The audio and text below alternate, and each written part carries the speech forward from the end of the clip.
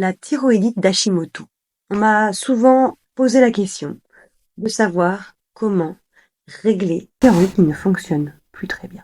C'est quelque chose que je vois en explosion en ce moment. L'idée, c'est de comprendre pourquoi il y a autant de thyroïdes qui fonctionnent mal. Thyroïdite, c'est l'inflammation de la thyroïde, et Hashimoto, c'était un médecin japonais, si je m'abuse. Et Hashimoto, c'est une attaque auto-immune contre les cellules de son corps. Une attaque auto-immune, ça veut dire que le corps produit des anticorps pour attaquer la thyroïde.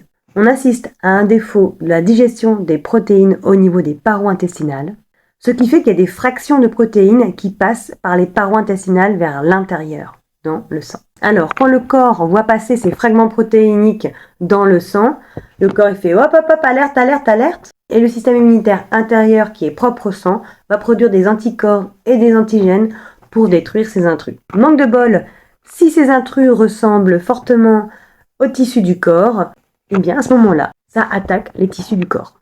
On dit à ce moment-là que tu as une attaque auto-immune au niveau de la thyroïde et une hypothyroïdie.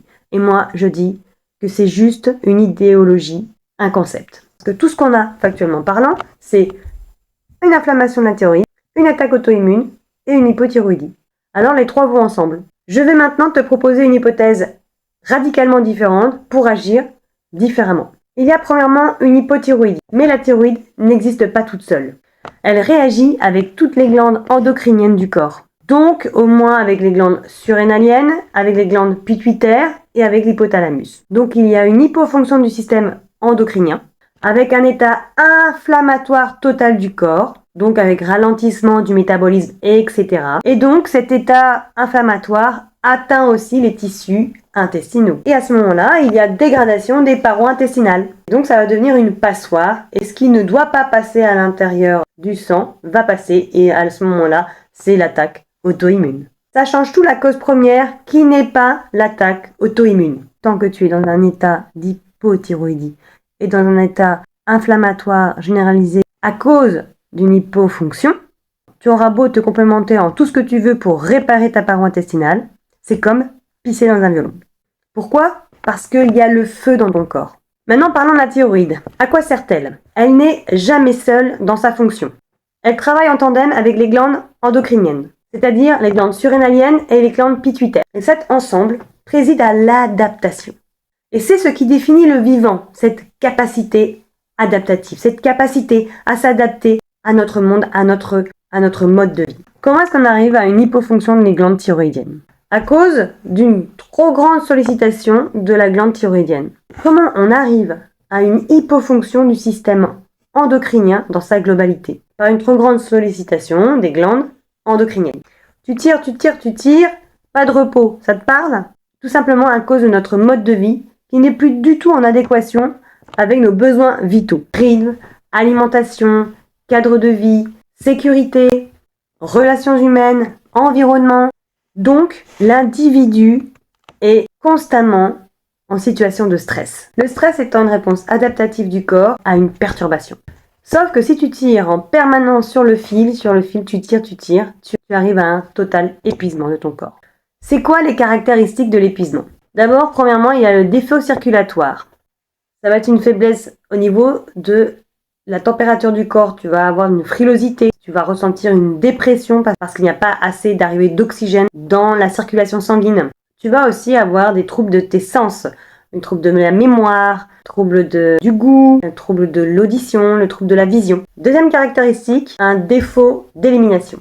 Les déchets s'accumulent. Ton corps est trop épuisé pour pouvoir bien les éliminer. Donc comme il est épuisé, il va trouver un autre système pour les évacuer. Et c'est quoi ce système ?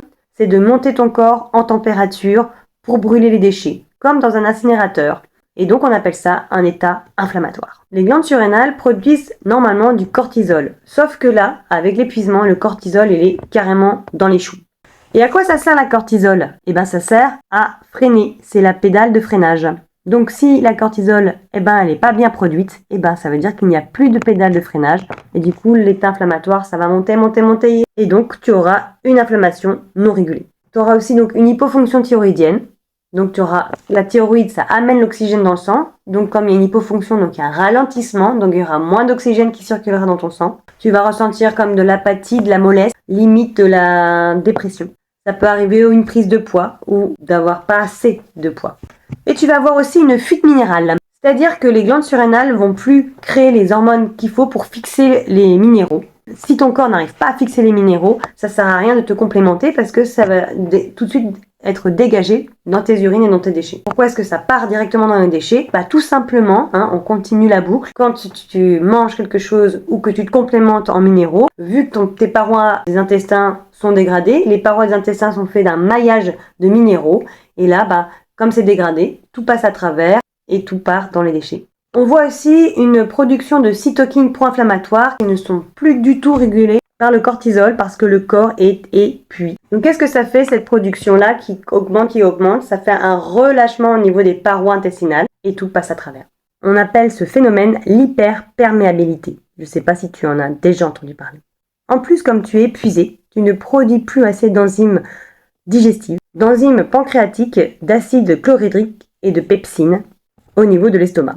Tu auras donc un défaut de digestion, surtout par les protéines, qui sont des très très grosses molécules difficiles à détruire. Donc difficulté de digestion plus hyperperméabilité des intestins, égale passage des molécules de protéines dans le sang, égale attaque auto-immune.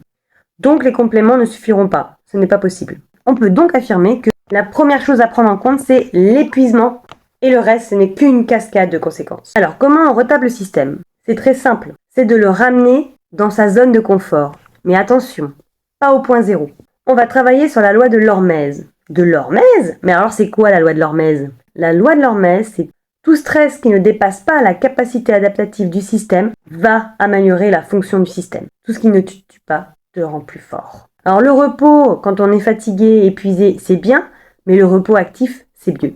Et c'est quoi le repos actif? C'est un repos qui reste dans les capacités adaptatives du système. Alors c'est-à-dire que c'est pas un repos total. Sinon, si tu fais que te reposer, tu seras toujours fatigué. Alors certaines personnes s'amusent à relancer juste une glande, la glande thyroïde, la glande surrénale, la glande pituitaire, mais ce n'est pas suffisant, tout marche dans la globalité.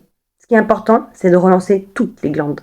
Tu vas appliquer à ton corps des perturbations qu'il peut encaisser. Comme d'abord le jeûne. Alors tu vas tester demi-journée, 1 jour, 2 jours, 3 jours. De toute façon, si tu fais un jeûne et qu'après tu es dans les choux, c'est que tu as un trophée. Par contre, si tu fais un jeûne et que tu te sens un petit peu mieux, c'est que tu es sur le chemin. Dans la loi de l'hormèse, on applique aussi le très chaud et le très froid. Mais dans le cas d'une hypothyroïdie, le très froid, tu vas le laisser de côté pour le moment. Par contre, le très chaud, ça peut être très très bon pour toi. Avec la pratique de sauna, la pratique des bains chauds, des bains de soleil. Qu'est-ce que ça va faire? Ça va faire recirculer le sang dans ton corps. Troisième chose, c'est bien aussi de faire de l'exercice physique adapté. Tu fais ce que tu peux, mais ce qui est important, c'est de faire des exercices de haute intensité. Ça veut dire que c'est bien de marcher, même si tu marches 5 minutes, 10 minutes, 20 minutes, mais ce n'est pas suffisant. Le corps, il a besoin de se confronter, d'être perturbé, d'être secoué, mais par petits pas. Avec l'application Better Me, que je trouve très pratique, même le côté gratuit, ça te permet de choisir les exercices de haute intensité avec la durée que tu veux. Donc au début, tu peux faire 5 minutes, 10 minutes, 20 minutes, mais au quotidien, pour aider le corps à faire circuler le sang. Vraiment, c'est très très important. J'ai trouvé un témoignage très intéressant d'une femme qui en 6 mois avait déjà régulé au niveau sanguin. Il n'y avait plus de problématiques au niveau sanguin. La thyroïde ne montrait plus de problématiques. Alors il y avait tout le reste qui continuait à être difficile pour elle, mais en 1 an, elle a retrouvé toutes ses capacités. Plus aucune fatigue. Donc si elle a réussi, pourquoi pas toi? Et pour finir, bien sûr, ça va être important de penser à une alimentation facile à digérer pour ton corps, surtout le soir avant d'aller te coucher. Donc tout ce qui est molécules complexes, comme tout ce qui est protéines animales et les produits laitiers, tant que tu es en hypothyroïdie, mets-les de côté. Je ne dis pas plus jamais, mais quand on a un dysfonctionnement du corps, des fonctionnalités du corps, c'est bien de mettre de côté les grosses molécules. Ça peut être les molécules de gluten, les molécules de lactose et les protéines animales en tant que viande et poisson. Donc juste pour un temps, le temps que ça se régule, on va dire pendant 6 mois, donc comme dans mes accompagnements, ça dure 6 mois, tu peux retrouver un système de thyroïde régénéré. Et surtout des intestins en pleine santé.